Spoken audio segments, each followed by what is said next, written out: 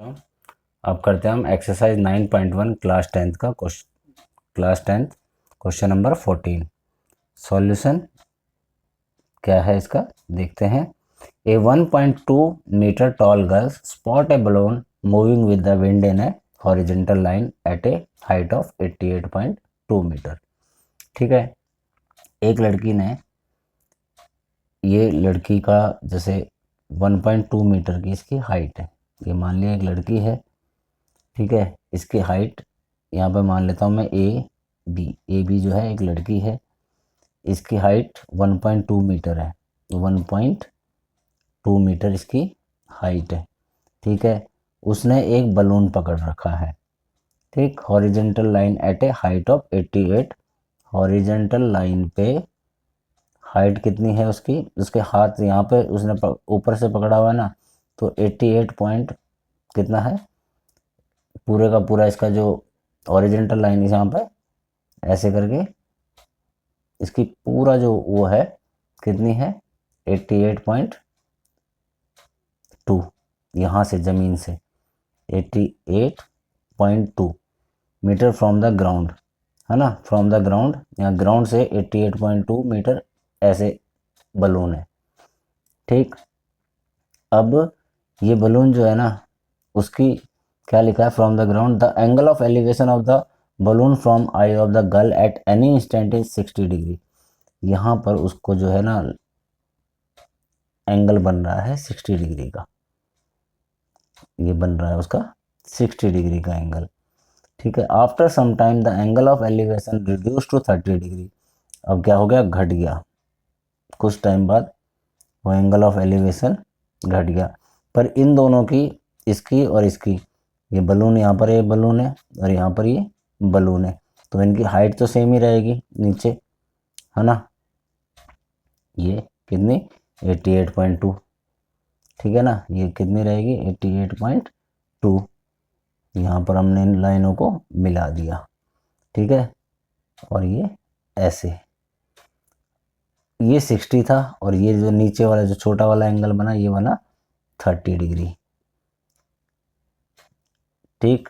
तो यहाँ पर ये जो हाइट होगी यहाँ से लेके यहाँ पर ए बी, इसको ले लिया हम पॉइंट को सी, और ये डी, सी पॉइंट से डी हो गया, और यहाँ पर सी डी, इसको ले लिया ई, इसको एफ और इसको जी, सारे पॉइंट हमने ले लिए, ठीक है।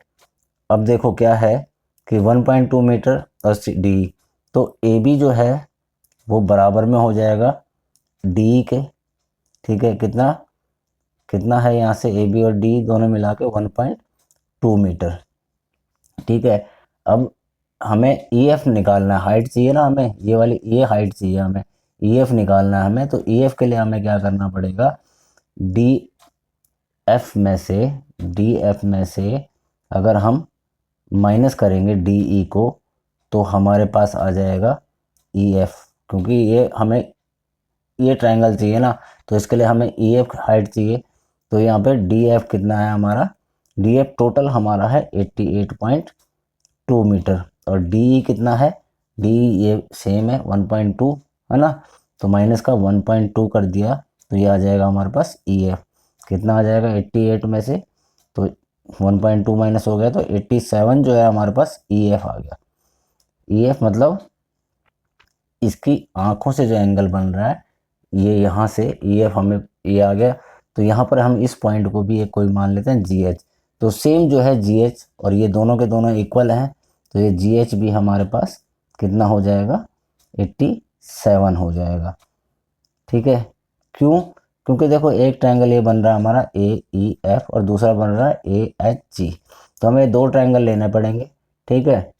अब find the distance travelled by the balloon during the interval, हमें ये डिस्टेंस निकालना है कि उसने ये जो मतलब निकालना क्या है, हमें ई एच निकालना है कि ये डिस्टेंस उसने कितनी दूरी में कितनी देर में कवर करा।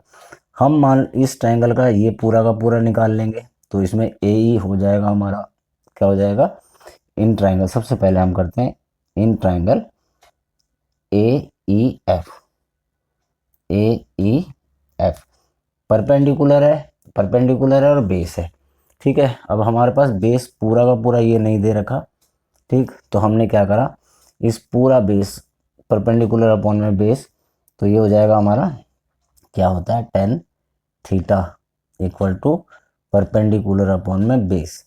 ठीक है, तो परपेंडिकुलर क्या है इसमें ई एफ, परपेंडिकुलर है ई एफ और बेस क्या है ए ई, पूरी की पूरी बेस होगा ना इस ट्रायंगल का, तो ये होगा बेस हमारा ए ई।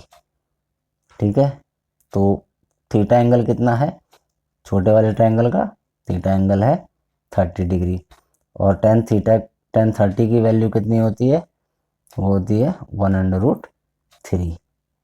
ठीक, ये वैल्यूज हमने निकाल ली। अब इन वैल्यूज को हम इसमें रख देंगे in triangle A E F. A E F में टेन एंगल कितना है 30 डिग्री इक्वल टू परपेंडिकुलर क्या है ई एफ अपॉन में ए ई।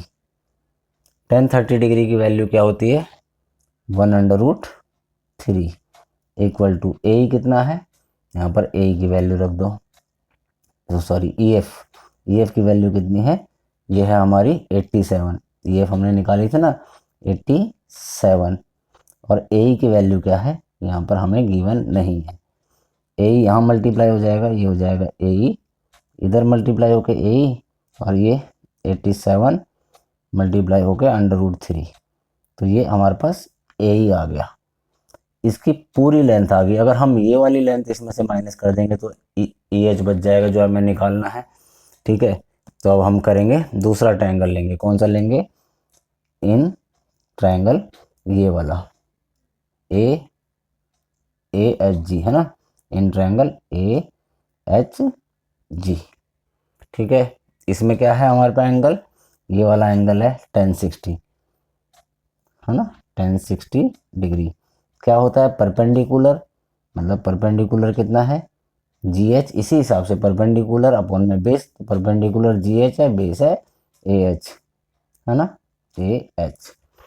ठीक है, अब जी एच जो है सेम होगा E F equal to G H है ना, ये दोनों बराबर हैं, तो यहाँ पर हम जी एच की जगह 1060 कितना होता है √3 होता है, जी एच की जगह हमने रख देंगे 87।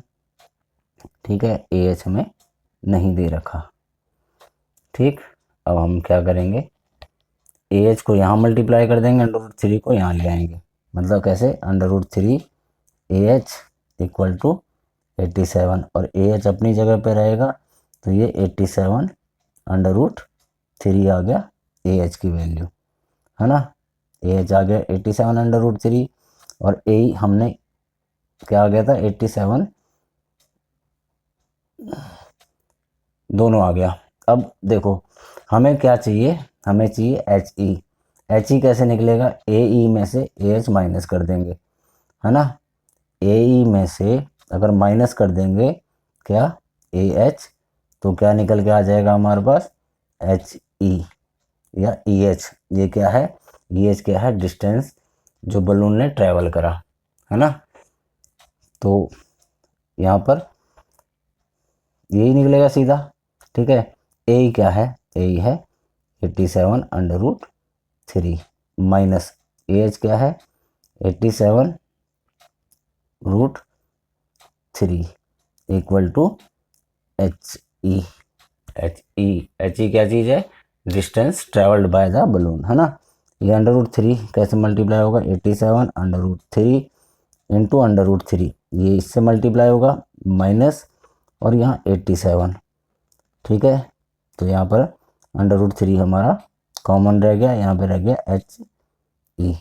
ठीक है, अब यहाँ पर हमने 87 अगर कॉमन ले लेंगे तो अंदर क्या रह जाएगा, 87 को हमने कॉमन ले लिया तो अंदर रह जाएगा √3 इंटू √3 मतलब 3 - 1 अपॉन में √3।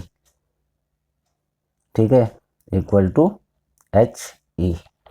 ठीक, अब देखो यहाँ पर इससे आगे करते हैं इसे 87 इंटू 2 और √3 इक्वल टू ई एच या एच ई। ठीक है, अब इन दोनों को मल्टीप्लाई कर दो 174 √3।